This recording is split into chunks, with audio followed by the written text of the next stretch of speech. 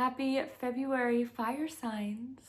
I hope that the new calendar year has been going smoothly for you, and we're about to enter the second month of 2025, and I'm so excited to see what that holds for you. Aries, Leo, and Sagittarius. I feel like usually I'm wearing my bright outfits like reds and orange and yellows, and today we're just cozy. So excited to see the vibes of today's readings for the three of you. Make sure that you stick to the very end of your own reading, because I will be pulling an oracle card at the end, which is going to help encapsulate the energy of the month. And also make sure you go all the way to the end, so not just the end of your reading for Aries, Sagittarius, or Leo, but all the way to the very end of the video. I'll have it marked as a little bookmark, and I'm going to be talking about the astrological transits that you as fire signs need to know about for February based on your sign, but also on the cards that we pull today. Now, if you're new here, hi, I'm Maggie. I'm a tarot reader. I'm a past life regression practitioner, astrologer, woo-woo, witchy gal, and I just read cards every single month, as well as do other spiritual, witchy, comfy, cozy content. I love doing the witchy, tarot, all of that, but I'm thinking of doing some more cozy content as well. So if you're new here, hi, I'm Maggie, also known as Springland Oracle. Nice to meet you. And if you're not new here, thanks for coming back. And if there's anything you want to see from me from the months ahead, let me know in the comments below. I always am looking for suggestions and inspiration. So with that being said, let's jump into today's readings, starting with Aries. Okay, Aries, interesting cards here. You pulled a lot of pentacles, so definitely a money, abundance, heavy month, and also a lot of wands. That's the only two you really pulled. It's very interesting to me. I think it tells a very cut and clean story, so let's get started. I feel like things have been feeling a little bit heavy. Aries, you need new energy. You need to feel that inspiration, and you've been getting a little bit bogged down, especially those of you who are in the northern hemisphere that are feeling that winter energy right now. But even for some of you in the southern hemisphere, you might be feeling like, okay, this is supposed to be me living my little hot girl summer, and instead I feel like, I feel in a rut. I don't feel good, and you don't want to get to winter and be wishing you lived it up. And so I want to look at how to get you out of this rut right now, because I'm really feeling it. Whether that's a huge rut or whether it's just a little off, it is a collective reading after all, but I think the problem is you're just carrying too much.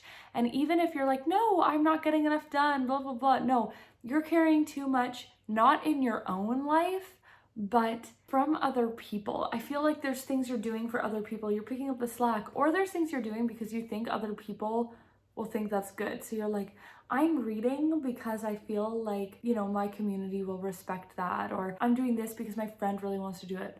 No, we need to put down some of these burdens, because you will never get to that destination if you keep on this path. It's just not realistic. We have the King of Wands. It's saying that, were you holding on to such strong responsibility?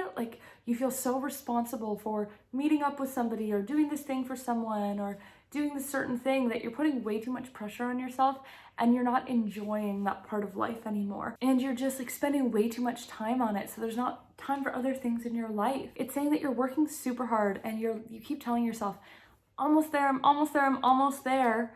But then it never seems to pay back to you. You're like, I work so hard, and I know after this push, I'll make it. After this push, I will have time to myself. After this push, I will start doing this thing I've always wanted to do. And it's like, are you always just gonna say one more push, a little more work? Or is it time to maybe make space for it instead of trying to race up to it? It's this thing of especially with money, I'm feeling like money, some of you, it might be time, but for a lot of you, it's money. It's sort of always working, being when I have this much money, and sometimes you might see your bank account growing, but it never feels like you're in that place you want to be. Or for some of you, it might be that you just feel stuck. But I feel like a lot of you, you're I want to be in flow with money. I don't want to be scared to spend it. I don't want to feel like I can't do something because of money, or I don't want to feel like I'm always stressed when I am spending it. Maybe you're going out and doing stuff with friends, but maybe you're not able to be in the moment and enjoy it as much because you're a little bit stressed about money. Maybe you find yourself always saying things like, oh, I'm so broke, blah, blah, blah. This is when this gets to shift. This isn't huge action that needs to be taken. Like I said, it's not you pushing yourself to get to a certain milestone, to get to a certain part. It's about feeling held and structured within your day-to-day life. A lot of the time we crave more money because we crave more. Sometimes we crave more money because, you know, we want to be able to afford groceries and rent and blah, blah, blah. But also we crave more because we're always being sold these like super high flashy lives. And I think for a lot of you Aries, this has nothing to do with the reading, but I think a lot of you are really craving like a trip, some alone time for sure, but also like a trip. I'm just hearing like trip, trip, trip. Some of you want to plan a trip. Some of you want to go on a trip. Well, I mean, planning is because you want to go on it, but you know what I mean? Like some of you really want to go on a trip. And I see that happening for you. And I feel like this month could be like the planning, the stages of it. But there's things like trips. There's a few maybe little extravagant things that you're not allowing yourself to admit that you want. And that's why you always feel like you're not making enough, like you don't have enough, because there's these things that feel so out of reach. So what are those things that you really, really want, but you're not admitting to yourself? It's time to get that out in the open. And once you do, you can kind of start to chase that. And it doesn't have to be that exact thing, right? But it can be those feelings. And it's saying that it's time to invest your time and money into some new things, some things that are actually going to fill you up. I feel like you're just wasting money. There's definitely, for like most of you, pockets where you're spending things on things you don't need to be spending it on, or spending it on things that benefit others and not you. And it won't even really make a difference if you take that away. And it's like, okay, how can you free up that time and money? And where do you want to reinvest it? That's really going to vibe with you. That's really going to change your life. That's going to change your outlook and make your life feel more rich. And second of all, I want you to rework the routines that are not working for you. Your routines are not working for you. You are numbing, or you are just doing things that you have once told yourself that you love, but you're not actually loving. I really relate to this. Back a few years ago when I graduated my master's. I did my master's of English, and I had been reading so much, like 5 books a week. I mean, let's be real, I wasn't doing all my readings, but I was reading so much, and reading was really feeling like a chore. And when I graduated, I was so excited to read, and like to read by the water and outside, because that's what I loved to do. Like I've always loved to do that. But it wasn't feeling fun anymore. And it was like I was forcing myself to do these routines that I told myself I should love, because I've always loved it before, but it felt too much like work. I had to give it a break, and I had to go do other things and find other hobbies. And then eventually I did pick it up, and now I read all the time. I'm literally reading a huge book that's like this big right now. And that's what I'm pushing you to do. What in your routines have you told yourself, this is working, or I love doing this, or this is going to help me X, Y, Z, and it's like, that's not actually helping, and I don't enjoy this. Maybe it's movement. Maybe you're like hardcore working out every day and you hate it. And it's like, okay, it's time to find something fun. Maybe you want to play some racquetball. Maybe you want to join a basketball league. Maybe you want to do yoga. Whatever it is, what is it that you're telling yourself is good for you and that you enjoy, that you don't enjoy? And how can you start to fall back in love with your daily routines again, your day-to-day life again? Because that is going to bring you so much closer to this dream life of money and abundance than you even realize. Even if these things don't feel like they have a direct correlation with how much money you are making, you will realize that A, you feel like you have a richer life, but B, you have more time to make more money, more time to go for things, more confidence to ask for a raise, etc. So this is what I really see for you. I see big things happening. I see a trip for a lot of you guys. Don't know why, but start planning, start making it happen. We have an oracle card here that I pulled for you. I just will have to look it up in the book because I just got this deck for Christmas. So I'm so excited to pull you a little card from it, but it is called Mind Your Own. I mean, how stunning. How stunning is that artwork? Beautiful. All right, so in the book, it says, when this card is drawn, it could be a sign that you need some time alone or away. Your guides were like, yes, a trip. And then they're like, we got to pull you an extra card that's about a trip. Plan a solo retreat or a relaxing getaway with a few friends or by yourself. Whatever you can do to calm your mind from worries and stress. This card could also be reminding you to mind your own business, as good things rarely come from getting involved in situations that have nothing to do with you. And this is really just saying this is a month of you to kind of go into your cocoon and figure it all out. Okay, Aries, I'm excited to see what this does for you. If there's a little spark that comes to your day-to-day life from this. But that's all I have for you for September. No, for February. I am 6 months behind or ahead. I don't know, but that's all I have for you for February. I'll have more come September. Okay, love you, and I will see you soon. And now let's talk to Leos. Happy February, Leos. I hope you're having a good month. I'm excited. I feel like there's some really tangible steps here. Kind of a shift, kind of just like a finally reclaiming something within yourself. So let's just jump right into it. We have the Queen of Pentacles. It's like this new flow. I have the Ace of Cups right beside it.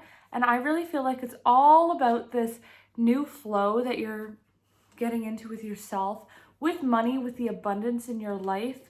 I feel like for a long time you were stuck in a rut, and there has been some things recently that have shaken up your foundations, that have caused you to have sort of a new outlook, sort of a new foundation in life. And it's like, you need to grab that and flow. You need to take that as permission to change the direction of the flow of your life, because for a while it wasn't going exactly where you wanted it to. And now it's like, you can have that control. You're not like holding on control, but you're sort of like, let's try and go this way.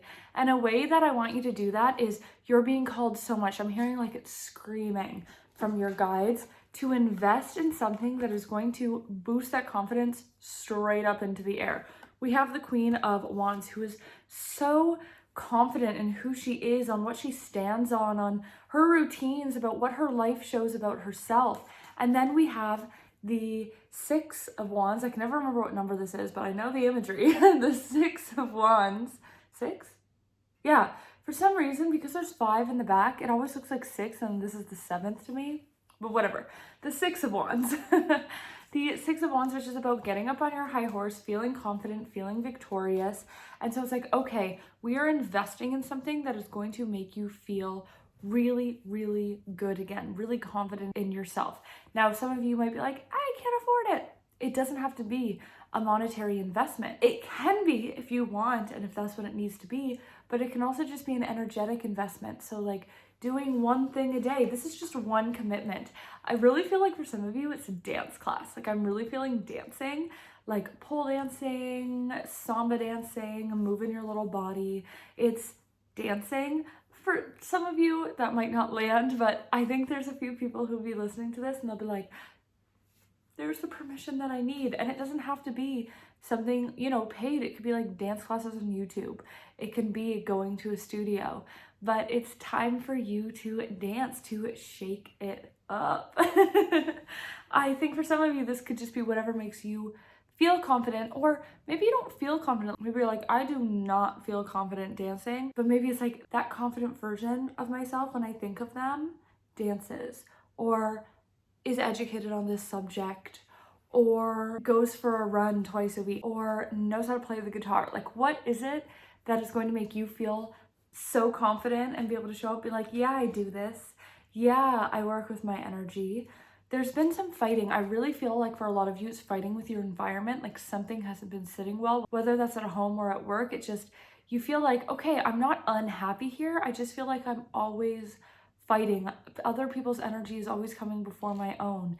And it's like, you know what? Just keep going. Just try and settle in more. Keep gaining that confidence, because you are being set up for so many opportunities. I see opportunities, luck, being in the right time at the right place. I see things coming in for you. Not only things you've been waiting for, but new opportunities with this Ace of Pentacles. This is such beautiful energy paired together. And it's saying, even if you don't feel like it, you are taking really aligned steps in your life right now, even if some of them do feel small. But make sure you are like spending time for celebration on these things, that you're really like spending time on your friendships this month.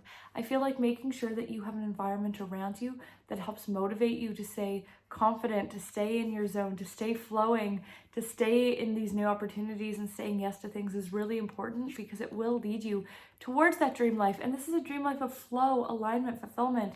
It is flow, like that queen energy is all about flow. And this is money, but this is just that straight flowing. It's like, I'm just gonna get there. I'm just gonna get there. So keep taking that action. You are aligned. I just want you to work on that confidence. What's going to make you feel like a badass? Like what's going to make you feel like unstoppable, if that makes sense. It's just sort of like this energy of like, you can't mess with me, I dance. I don't know why I'm so stuck on dancing, but some of you will understand. And the oracle card that I did pull for you is Sacred Treasure. I feel like this matches so well with those pentacles, so well with that Wheel of Fortune energy. And let's see what it has to say. I just got this deck for Christmas, so I don't really know it yet, but I thought it'd be fun to pull one. So this says that when this card is drawn, take a moment to appreciate all the richness in your life.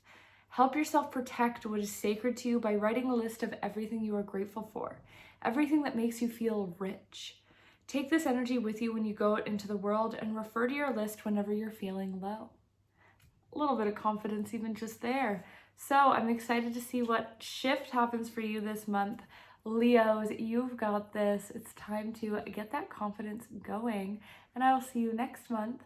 All right, let's go on to Sagittarius. Sagittarius, Sagittarius, Sagittarius. It's your reading, and apparently you get a little dance. Happy February. I hope the year has treated you well. Let's just jump straight into the cards because they are interesting. I feel like you've been feeling this weird paradox where like you feel confident in yourself and you're proud of yourself for showing up and maybe doing your routine, or you're happy with where you are, like you are somewhere where you're just so happy. You thought, oh, this will be amazing to be. You feel like you're healing. You feel like you are doing something that should make you happy. You feel all these sorts of things. Like on paper, everything is great, but you kind of feel like you keep hitting a wall, or like you've hit a wall. Like these things that you thought you were supposed to love, or these things you're supposed to be enjoying, didn't feel as good as you anticipated or as they did last time. And it's like, okay, what needs to shift here? Because we have the Page of Cups. It's like you feel like you keep trying to take steps. You feel like you've actually been really on top of things, but it's not getting you where you want to be going, or it's not getting you anywhere. You feel like you've been given opportunities, but you haven't felt lucky. You've been given opportunities, but they haven't felt as abundant, or they just haven't felt right. And you feel like you should be super confident in where you are, and the things that are happening in your life should only be feeding your confidence and making you feel better and better, but they're just not. We have the Seven of Swords here saying don't give up. Even though things don't feel clear right now, and maybe you're even doubting some of your dreams, some of what you've been working towards, don't stop and don't give up, because things will get clear. And maybe once they do get clear and you have a bit more solid footing, you'll have to make some bigger decisions and changes. But for right now, it's saying see the journey through. It is leading towards something beautiful, but you have to see it through. You have to not change course. You need to keep taking the steps.